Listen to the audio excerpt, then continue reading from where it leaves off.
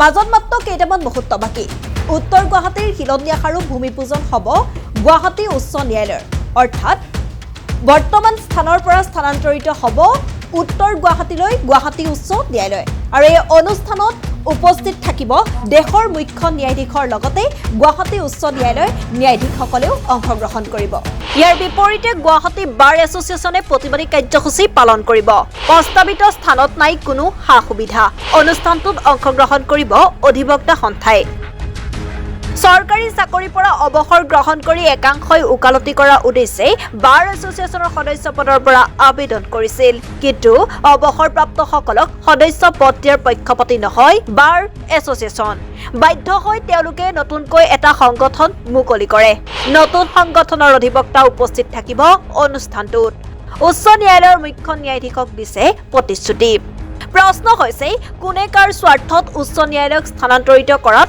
উঠি পৰি লাগিছে অধিবক্তা সমাজৰ ভোটদান কাৰ্যসূচীত অধিকাংশই স্থানান্তৰিত কৰা কাৰ্যৰ বিৰোধিতা কৰিছিল চৰকাৰে অধিবক্তাৰ বিৰোধিতাক দিয়া নাই গুৰুত্ব ন্যায়ালয় স্থানান্তৰিত কৰাৰ কৰ্তৃত্ব নাই চৰকাৰৰ উচ্চ ন্যায়ালয়ৰ নাই অধিকাৰ অধিবক্তা সমাজৰ দাবী নৰ্থ ইষ্টাৰ্ণ ৰিঅৰ্গেনাইজেশ্যন এক্ট ৩১ ধাৰা চৰকাৰক পঢ়ি চাবলৈ আহ্বান অধিবক্তা সমাজৰ মুখ্যমন্ত্ৰীক তীব্ৰ সমালোচনা কৰে অধিবক্তা সমাজে তেওঁ যে কৈছে হাইকোৰ্টত দুটা এছ'চিয়েশ্যন আছে সেইটো সঁচা সেইটো আছে প্ৰকৃততে কি সেইটোতো কোৱা উচিত সেইটোৰ মেম্বাৰশ্বিপ বুজাই ৫০ জনমান আছে নেকি তাৰমানে যিসকল মানুহে চাকৰি তাকৰি কৰি ৰিটায়াৰমেণ্টৰ পিছত বাৰত জইন কৰে তেওঁলোকে একচুৱেলি আৰম্ভণিতে আমাৰ বাৰৰ মেম্বাৰশ্বিপ বিচাৰিছিলে মই যিমান দূৰ জানো তেওঁলোকক আমি মেম্বাৰশ্বিপ দিব অস্বীকাৰ কৰিলোঁ কাৰণ আমাৰ কথাটো হ'ল যে তোমালোকে এটা অলৰেডি এটা ছেটেল লাইফ লিড কৰি আহিছা গতিকে তোমালোকে ওকালতি কৰাত তোমাক আমি বাধা দিব নোৱাৰোঁ কিন্তু তোমালোকক বাৰ এছ'চিয়েশ্যনত মেম্বাৰশ্বিপ দিয়াৰ ক্ষেত্ৰত আমাৰ কিছুমান অসুবিধা আছে সেইকাৰণে আমি তোমাক মেম্বাৰশ্বিপ নিদিওঁ সেইকাৰণে তেওঁলোকে এটা এছ'চিয়েশ্যন কৰিছে সেইটোৰ নাম হৈছে এডভকেটছ এছ'চিয়েশ্যন মোৰ বোধেৰে এওঁলোকেও মোক কাৰেক্ট কৰিব I think membership is between 50 to 100 maximum 100 নহয়ে চাগে এনিৱে চ' আৰু মষ্ট ইণ্টাৰেষ্টিংলি মই শুনামতে ৰিচেণ্টলি তেখেতেতো আমাৰ বাৰৰ পৰা ৰিজাইন দিলে যিহেতুকে আমাৰ এগেইনষ্টে হেৰি কৰিলে কণ্টেম কেছ কৰিলে সেইটো উদ্দেশ্য প্ৰণোদিতভাৱে আচ্ছা তেওঁ এতিয়া সেইখন বাৰৰ মেম্বাৰশ্বিপ লৈছে বুলি শুনিছোঁ আৰু মই এইটোও শুনিবলৈ পাইছোঁ পৰহি দিনা হেনো তেওঁ সেই এডভকেট এছ'চিয়েশ্যনৰ প্ৰেছিডেণ্টক চিফ জাষ্টিছৰ তালৈ লৈ গৈছে লৈ গৈ পেলাই মানে প্ৰতিশ্ৰুতি দিয়াইছে যে আমি থাকিম এইটো পৰ্যায়ত পাইছেগৈ তেওঁৰ এছ'চিয়েশ্যনটো আৰু নক'লেও হ'ব আমাৰ ব্যৱহাৰৰ মেম্বাৰশ্বিপ হৈছে 5,000+ আৰু মহাধিবক্তাই যিখন এছ'চিয়েশ্যনৰ কথা কৈছে সেইখনত ৰিটায়াৰ্ড মানুহ যিসকলে পষ্ট ৰিটায়াৰমেণ্ট ওকালতি কৰে তেওঁলোকৰ এছ'চিয়েশ্যন চ' গতিকে সেইটোৰ লগত আমাৰ একো আহে নাযায় আৰু তেওঁলোকে পাৰ্টিচিপেট কৰে নকৰে এইটো তেওঁলোকৰ কথা আমি তেওঁলোকৰ ওপৰত একো মানে বাধা আৰোপ কৰিব নোৱাৰোঁ গতিকে এইটো তেওঁলোকে ডিচিশ্যন ল'ব এতিয়া ছেকেণ্ড পইণ্টটো হ'ল যে আমি উদ্দেশ্য প্ৰণোদিতভাৱে বা আমি কিবা ন্যস্ত স্বাৰ্থৰ কাৰণে আমি এইটো মানে বিৰোধিতা কৰি আছোঁ তেওঁক আপোনালোকে সুধিব লাগে যে সেই উত্তৰ গুৱাহাটীৰ যিখন জেগা সেই জেগাখন কিমান উন্নত তাত ওচৰে পাজৰে কি অন্তঃগাঁথনি আছে এখন জেগাত যেতিয়া এখন হাইকোৰ্ট লৈ যাব that place has to be developed one তাত ট্ৰান্সপৰ্টেশ্যনৰ পৰা ইত্যাদি কৰি গোটেইখিনি সুবিধা থাকিব লাগিব তাতো একো নাই এতিয়া নতুনকৈ তেওঁলোকে স্থাপনহে কৰিব গতিকে আগে তেওঁলোকে জেগাটো ডেভেলপ কৰক পিছত পৰ্যায়ক্ৰমে তেওঁলোকে এইটোৰ কথা ভাবক আৰু এটা কথা মই আপোনালোকক এটা কওঁ ন্যস্ত স্বাৰ্থ কাৰ আছে এইটো অসমৰ ৰাইজে জানে এইটো তেওঁ ক'লেই যে আমি ন্যস্ত স্বাৰ্থত কৰি আছোঁ এইটো নহয় তাৰমানে তেওঁ এইটো ক'ব বিচাৰিছে নেকি 1174জন উকিলে যে তাত যোৱাৰ বিপক্ষে ৰায় দিলে তেওঁলোকৰো ন্যস্ত স্বাৰ্থ আছে নেকি তো গতিকে এইবিলাক কথা কোৱাৰ আগতে ভাল চৰকাৰৰ হৈ ইকুৱালিটি কৰা চৰকাৰৰ হৈ কথা কোৱা বৰ সহজ কাৰণ তাত কোনো মেৰিট ইনভলভ নহয় চৰকাৰে যাকে মন যায় তাকে অধিবক্তা কৰি দিব পাৰে বুজা নাই গতিকে চৰকাৰী উকিলৰ ভাষ্যটো আমাৰ কাৰণে একেবাৰে গ্ৰহণযোগ্য আমাৰ কাৰণে ডাজন্ট মিন এনিথিং টু আছ ইজ এবছলিউটলি মানে কি বুলি ক'ম আৰু it is not done it is in bed test two চে ডেট ন্যস্ত স্বাৰ্থ জড়িত হৈ আছে এই আমি বিৰোধিতা কৰাৰ কাৰণে আজি এই আপোনাৰ চাওক ৰেফাৰেণ্ডাম কৰিলোঁ আজি অলমষ্ট 2 বছৰে ধৰি আমি কৈ আছোঁ কি কাৰণে কৰিছোঁ আপুনি মোক এটা কথা কওকচোন এজন পলাকবাৰীৰ পৰা মানুহে যেতিয়া এটা হাইকোৰ্টত কেছ কৰিব আহে তেওঁ ইয়াতে আহিলে সুবিধা হ'ব নে ৰংমহলত গ'লে সুবিধা হ'ব এই হাইকোৰ্টখন অকল এডভোকেট জেনেৰেল আৰু জাজৰ কাৰণে নহয়তো তেওঁলোকেতো চৰকাৰী গাড়ীত এস্কৰ্ট লৈ অহা যোৱা কৰিব এই সৰ্বসাধাৰণ মানুহে কেনেকৈ যাব এতিয়া মই আপোনাক এটা কথা কওঁ দিল্লীত NLUখন নেশ্যনেল ল ইউনিভাৰ্চিটি দিল্লী হাইকোৰ্টৰ আণ্ডাৰত যিখন আছে সেইখন এটা একদম মানে কৰ্ণাৰৰ ফালে আছে ঠিক আমাৰ মানে লোকেশ্যনটো তেনেকুৱা তাত আপুনি যদি যায় তাত একাপ চাহ খোৱাৰ ব্যৱস্থা নাই আজি এটা নতুন ল'ৰা এটাই যেতিয়া প্ৰেক্টিছ জইন কৰিব তেওঁ সেইখন জেগাত যাবলৈ হ'লে তেওঁক দিনটোত 300 পৰা 500 টকা খৰচ আছে এই পইচাটো চৰকাৰে দিব নেকি he may not be in a position to earn the 300 to go to that place. Are you not retarding him? Are you not putting an embargo in his pursuit of life? গতিকে চাওক আমি এতিয়া ধৰক এখন চৰকাৰে কিছুমান উন্নয়নমূলক কাম কৰিছে আমিতো সেইবোৰৰ বিৰোধিতা কৰা নাই তেওঁলোকে আজি ৰিভাৰ ফ্ৰণ্ট ডেভেলপ কৰিছে এতিয়া ৰিভাৰ ফ্ৰণ্টটো ইম্পৰ্টেণ্ট নে আমাৰ গুৱাহাটী উচ্চ ন্যায়ালয়টো ইম্পৰ্টেণ্ট আমি যিমান দূৰ জানো এই যিটো কনভেনশ্যন চেণ্টাৰ বনাই আছে সেইটো যাতে অসুবিধা নহয় সেইকাৰণে তেওঁলোকে কোৰ্টখন নিয়াত ইমান উঠি পৰি লাগিছে আৰু এইখিনিতে মই এটা খুব গুৰুত্বপূৰ্ণ কথা কওঁ এই হাইকোৰ্টখন ইয়াৰ পৰা উঠাই তাত নিবৰ কাৰণে অসম চৰকাৰৰো কোনো কৰ্তৃত্ব নাই আৰু গুৱাহাটী উচ্চ ন্যায়ালয়ৰো নাই এইখন কৰিব হ'লে পাৰ্লামেণ্টে এখন আইন বনাব লাগিব নৰ্থ ইষ্টাৰ্ণ ৰিঅৰ্গেনাইজেশ্যন এক্টৰ ছেকশ্যন 31টো তেওঁলোকে পঢ়ক তাৰপিছত মোক উত্তৰ দিব মই কোৱা কথাটো সঠিক হয় নহয় সেইকাৰণে যে আমি কৈছোঁ দৰকাৰ হ'লে আমি আদালতত দ্বাৰস্থ হ'ম এইকাৰণে কৈছোঁ নহয় আমি উই ৰেপ্ৰেজেণ্ট এ কালেক্টিভ বডি হা আমি বাৰ এছ'চিয়েশ্যন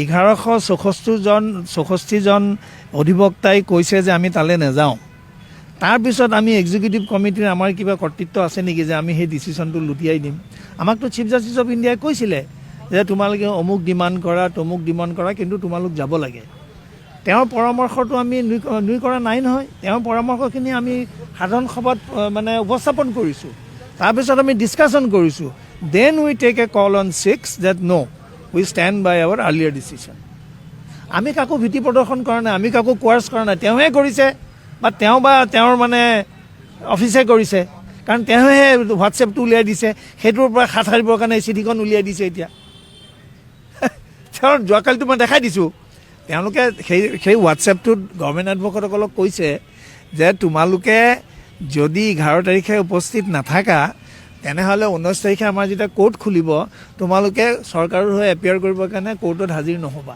এইটো কোনে কাক ক'লে আমি অনুৰোধহে কৰিছোঁ আমাৰ ৰিজলিউশ্যনটো দেখাই দিওঁ চাওঁ আমাৰ ৰিজলিউশ্যনটোত কি আছে চাওক মই পঢ়ি দিছোঁ এতিয়া 1 মিনিট এই গ্ৰীণ ক'ত আছে চাওঁ 1 ছেকেণ্ড দেই আমাৰ ৰিজলিউশ্যনটো মই পঢ়ি দিছোঁ হা ৰিজলিউশ্যন আমি কি কৈছোঁ the Guwahati high court bar association resolves to in view of decision taken to abstain from participating in proposed foundation stone laying ceremony scheduled on 11/1/26 appeal to and request all members of the association to kindly abstain from attending or participating in the said program in any manner whatsoever in order to uphold collective decision and institutional discipline of the association without disturbing court proceedings. এটা কিবা কোৱাৰশ্যন বা কিবা কাবাক ভীতি প্ৰদৰ্শন কৰা কিবা element আছে নেকি তো গতিকে তেওঁ কোৱা কথাখিনি ভুল অৰ্থাৎ মিছা কথা কৈছে মই আকৌ এবাৰ পঢ়ি দিছোঁ The Guwahati High Court Bar Association resolves to, in view of the decision taken to abstain from participating in the proposed foundation stone laying ceremony scheduled on 11/1/26, appeal to, চাওক আমি বল কৰি দিছোঁ, and request all members of the association to kindly abstain from attending or participating in the said program in any manner whatsoever in order to uphold the collective decision of the institutional discipline of the association without disturbing court proceedings. আমি লগতে এইটোও কৈছোঁ যে তোমালোকে যি কৰা কৰিবা কিন্তু কোৰ্ট প্ৰচিডিং যাতে ডিষ্টাৰ্ব নহয়। ইয়াতে কি যাতে is there any element of threat? থ্ৰেটটো তেওঁৰটোতহে আছে, সেইটোৰ পৰা বাচিবৰ কাৰণে পিছত চিঠিখন উলিয়াই দিছে। গতিকে ওপৰত থুই মাৰিলে নিজৰ মূৰৰ ওপৰত পৰে। তাৰমানে কি হ'ল, আমি এটা ডিচিশ্যন ল'লোঁ যে আমি মুখ্য ন্যায়াধীশ, ভাৰতবৰ্ষৰ মুখ্য ন্যায়াধীশক আমি সাক্ষাৎ কৰিম। তো তেনেকৈ মই আৰু মিলি হাজৰিকা বুলি মোৰে সতীৰ্থ আমি দুয়ো গ'লোঁ। আমি যোৱা 24/12/25 আমি তেওঁক লগ পালোঁ। তেওঁ আমাক সময় দিলে দিনৰ 11:30 বজাত আমি তেওঁক লগ পালোঁ। লগ পাওঁতে তেওঁক আমি গোটেই কথাখিনি ক'লোঁ। আমি মূলতঃ তেওঁক আমি অনুৰোধ কৰিছিলোঁ যে আপুনি এই শিলান্যাসৰ যিটো প্ৰগ্ৰেম সেইটোত আপুনি আহিব নালাগে, কাৰণ আমাৰ অভিযোগ এইখিনি। তেতিয়া তেওঁ আমাক কিছুমান পৰামৰ্শ দিলে যে তোমালোকে ডেডিকেটেড ৰোড বিচৰা, তোমালোকে উকিলৰ সুবিধাৰ কাৰণে যি পৰ্যাপ্ত যিখিনি মানে আন্তঃগাঁথনিৰ দৰকাৰ সেইখিনি তোমালোকে বিচৰা, হস্পিটেল বিচৰা ইত্যাদি বিচৰা। তেতিয়া আমি তেখেতক এটা কথা কৈছিলোঁ যে আৰম্ভণিতে যেতিয়া এই প্ৰস্তাৱটো চৰকাৰৰ ফালৰ পৰা দিছিলে তেতিয়া কৈছিলে যে 250 বিঘা মাটিত এখন জুডিচিয়েল চিটি হ'ব। কিন্তু এতিয়া আমি যিটো প্ৰথমতে যেতিয়া প্ৰথম পৰ্যায়ত যেতিয়া মানে তেওঁলোকে প্ৰস্তাৱটো আগবঢ়াইছিলে তাতে কিন্তু আমাৰ নিম্ন আদালতবোৰ নাছিলে, তাতে অকল হাইকোৰ্ট আৰু জাজৰ বাংলো আৰু এনেকৈ এটা কনভেনশ্যন চেণ্টাৰ এনেকুৱা আছিল। সেইটোতো আমি একচেপ্ট কৰাৰ কোনো কথাই নাই। পিছত আমাৰ বৰ্তমান যিজন আমাৰ চিফ জাষ্টিছ আশুতোষ কুমাৰ, তেওঁ অহাৰ পিছত তেওঁ এটা সলনি কৰিলে। তেওঁ কি কৰিলে যে ইয়াতে জাজৰ বাংলো এতিয়া নালাগে, ইয়াতে আমি নিম্ন আদালতবোৰ লৈ যাম। ভাল কথা বাৰু। এটা চিফ জাষ্টিছে আমাক কৈছিলে যে তোমালোকৰ আৰু কি কি অসুবিধা আছে গোটেইখিনি আমাক কোৱা, দৰকাৰ হ'লে আমি সহায় কৰি দিম। তেওঁ উদাহৰণস্বৰূপে এটা কথা কৈছিলে, পাঞ্জাৱ এণ্ড হাৰিয়ানা হাইকোৰ্টৰো এতিয়া সম্প্ৰসাৰণ চলি আছে, তাতে তেওঁলোকৰ কিবা মাটি চৰকাৰে দিব খোজা নাছিলে। তেওঁ আমাক অৱগত কৰিলে যে সুপ্ৰিম কোৰ্টৰ এটা ইনফ্ৰাষ্ট্ৰাকচাৰ কমিটি আছে which was headed by him. সেই কমিটিৰ দ্বাৰা তেওঁলোকে চৰকাৰক বাধ্য কৰালে মাটি বেছিকৈ দিবৰ কাৰণে। গতিকে তেওঁ ক'লে যে তোমালোকে যদি বিচৰা গোটেইখিনি আমি একেলগে কৰি দিম, আৰু দৰকাৰ হ'লে আমি ইনফ্ৰাষ্ট্ৰাকচাৰ যিটো কমিটি সেইটোৰ ফালৰ পৰা আমি হস্তক্ষেপ কৰিম।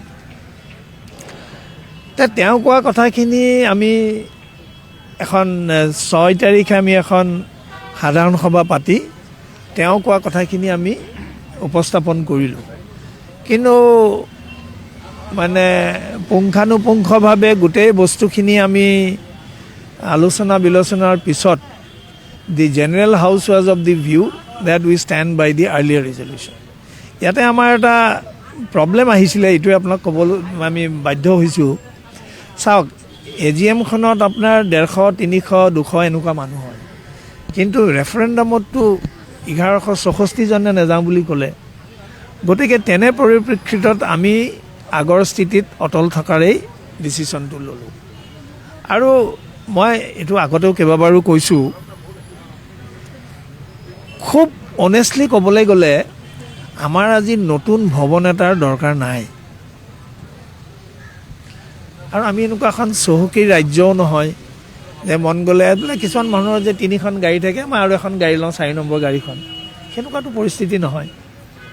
কাৰোবাৰতো এইটো চখ মিটাবৰ কাৰণে নহয়। এতিয়া বৰ্তমান যিখিনি আন্তঃগাঁথনি আছে সেইখিনি মই ভাবোঁ for justice delivery it is enough. কিছুমানে ক'ব খোজে যে আমাৰ এই যিটো নতুন বিল্ডিং এইটোত কোৰ্ট যেন নালাগে, সেইটো ময়ো একমত, কিন্তু ভিতৰৰ সুবিধাখিনিতো আছে। গতিকে আমি কেলৈ যাব লাগে? আজি আপোনালোক ইয়াতে আহিছে নহয়, আপোনালোকে আজি 1:30 বজাৰ বা 2 বজাত হাইকোৰ্টখন ফুৰিবচোন, তাতে চাব কিমান চকী খালী হৈ আছে। আমাৰ যদিও মেম্বাৰশ্বিপ 5000, ৰেগুলাৰলি মেম্বাৰ 1000-1200 আহে। আৰু এটা কথা মনত ৰাখিব, চব উকিলৰ সদায় কেছ নাথাকে, গতিকে সকলোৱে সদায় অহাৰো দৰকাৰ নাই। এইবিলাক কথা চালি জাৰি চাইহে কৰিব লাগে। কালি যদি এটা ডিচিশ্যন লয় অসম চৰকাৰে যে নহয় আমি আৰু গুৱাহাটী চিটিখন ডিকনজেষ্ট কৰিম, দিছপুৰ চব আমি আন জেগালৈ লৈ যাম, সেইটো এটা বেলেগ ধৰণৰ কথা হ'ব। That's A holistic design. That is not happening.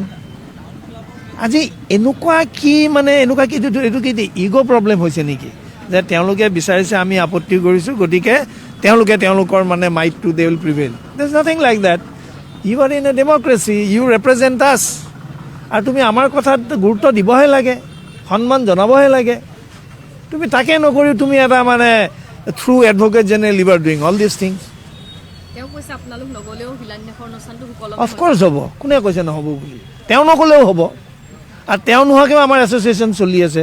তেওঁতো ৰিজাইন দি দিলে, কাৰণ আমি তেওঁৰ আগেছে একশ্যন ল'লোহেঁতেন, তাৰ আগে তেওঁ লৈ ল'লে ভয়তে। গতিকে ওপৰত থুই মাৰিলে নিজৰ গাত পৰে, সেইকাৰণে মানুহে সদায় মনত ৰখা দৰকাৰ। You should not speed in the air, it falls on your head. গতিকে আমি ভাবোঁ আমি যিটো পজিশ্যন লৈছোঁ এইটো আৰ্বিট্ৰেৰী নহয়, এইটো ন্যায়সংগত, আৰু আমাৰ অৱস্থা সাপেক্ষে আমি উচিত ডিচিশ্যনেই লৈছোঁ। আজি 25 বছৰ পিছত তুমি এটা হাইকোৰ্ট নতুনকৈ কৰা, ইয়াতেই কৰা। আৰু আপোনাক আৰু এটা কথা কওঁ, আমাৰ ওচৰে পাঁজৰে বহুত মাটি আছে, যিবিলাক মাটি আমি হাইকোৰ্টৰ কাৰণে আমি ইউটিলাইজ কৰিব পাৰোঁ। সেইবোৰ অপশ্যনটো তেওঁলোকে কিয় এক্সাৰচাইজ নকৰিলে? আজি 1500 কোটি টকাই দি এটা হাইকোৰ্ট বনাব কি দৰকাৰ? এইটোতো নহয়। হাইকোৰ্টৰ বিল্ডিংটো কথা নহয়, এইটো হাইকোৰ্টত কিমান ভাল উকিলে কেছ কৰিছে, কিমান ভাল জজে জাজমেণ্ট দিছে, ডেট ইজ মোৰ ইম্পৰ্টেণ্ট। ডাঙৰ গাড়ীত উঠি আহি উকালতি কৰা নহয়, কোনোবাই খোজকাঢ়ি আহিও ভাল উকালতি কৰিব পাৰে। গতিকে গভৰ্ণমেণ্টে কি কৰিব লাগে? আজি চাওক, 5 বছৰৰ তলৰ উকিলবিলাকক ষ্টাইপেণ্ড দিব লাগে, দিছে নেকি? আজি উকিলৰ কোনো প্ৰভিডেণ্ট ফাণ্ড নাই, কোনো হেল্থ হেৰি নাই। আমাৰ বাৰৰ অলপ পইচা সেইখিনি দি আমি অলপ সহায় কৰোঁ, সেইবোৰো কিয় আগবাঢ়ি নাহে? এই ভোট ল'বৰ কাৰণেতো ঠিকেই কিবা স্কিমবিলাক বনাই আছে নিজৰ খুচিমতে। ইলেকশ্যনৰ আগে আগে একদম এক্টিভিটি বাঢ়ি যায়। এইবোৰ কাৰ পইচা? এইটো হিমন্ত বিশ্ব শৰ্মাৰ ঘৰৰ পইচা নেকি?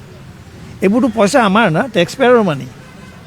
গতিকে এইবিলাক শুনক, এইবিলাক পাৱাৰ মূৰত ধৰিছে, গতিকে কেইদিনমান থাকিব, তাৰপিছত আৰু নৰ্মেল হৈ। News desk report, voice 365।